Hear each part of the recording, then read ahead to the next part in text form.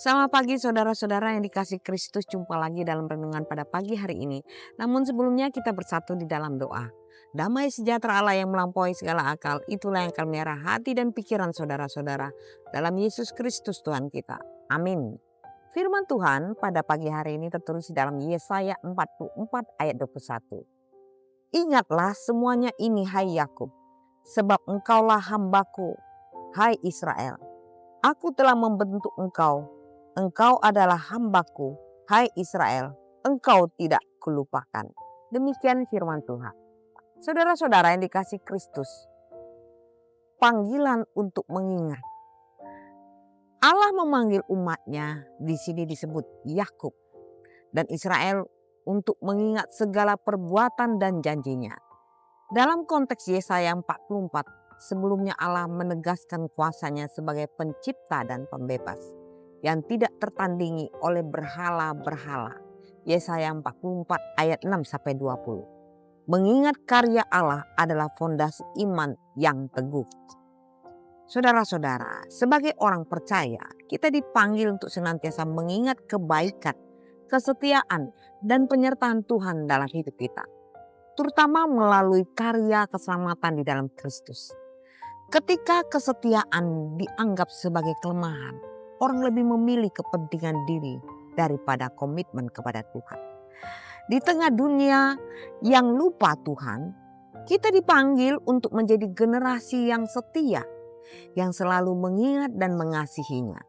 Loyalitas kita bukanlah sesuatu yang sia-sia, karena Tuhan berjanji, jagalah dirimu sendiri dan jagalah ajaranmu. Bertekunlah dalam semuanya itu, karena dengan berbuat demikian, engkau akan menyelamatkan dirimu dan mereka yang mendengarkan engkau, dan akan mendapat keselamatan. 1 Timotius 4 ayat 16. Saudara-saudara, identitas sebagai hamba Allah.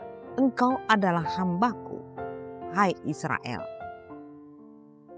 Saudara-saudara, Allah menyebut Israel sebagai hambanya. Yaitu sebuah gelar yang mencerminkan hubungan perjanjian dan tanggung jawab. Sebagai hamba, Israel dipanggil untuk setia dan taat, tetapi juga dijamin pemeliharaan oleh Allah. Gelar ini kemudian mencapai penggenapannya dalam Yesus Kristus, hamba Tuhan yang sempurna. Yesaya 52 ayat 13 sampai dengan 53 ayat 12. Saudara-saudara, kita yang telah ditebus oleh Kristus adalah hamba-hamba Allah. 1 Korintus 7 ayat 22. Ini berarti hidup kita harus mencerminkan ketaatan dan pelayanan kepadanya.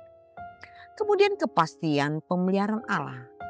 Kata engkau tidak kulupakan, sebagaimana teks hari ini. Di tengah pergumulan di pembuangan, Israel mungkin merasa ditinggalkan.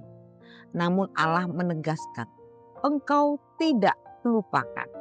Ini adalah janji pemeliharaan Allah yang tidak bersyarat, berdasarkan kasih karunia-Nya, bukan karena kesempurnaan umat Tuhan.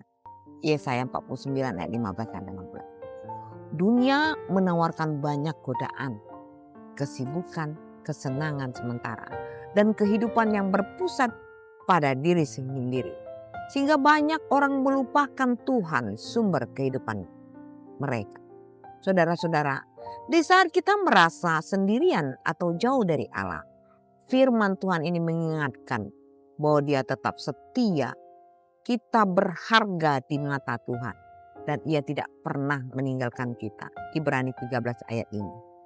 Yesaya 44 ayat 21 ini mengajak kita untuk mengingat karya Allah dalam hidup kita, menghidupi identitas sebagai hambanya yang setia, percaya pada janji pemeliharanya, sebab kita tidak pernah dilupakan.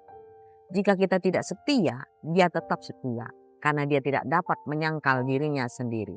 2 Timotius 2 ayat 13. Saudara-saudara, kiranya firman Tuhan ini mengingatkan kita agar kita senantiasa berharap kepada Tuhan dan bersandar kepadanya, Sang Pembentuk dan Penebus kita. Selamat beraktivitas. Tuhan Yesus memberkati. Amin.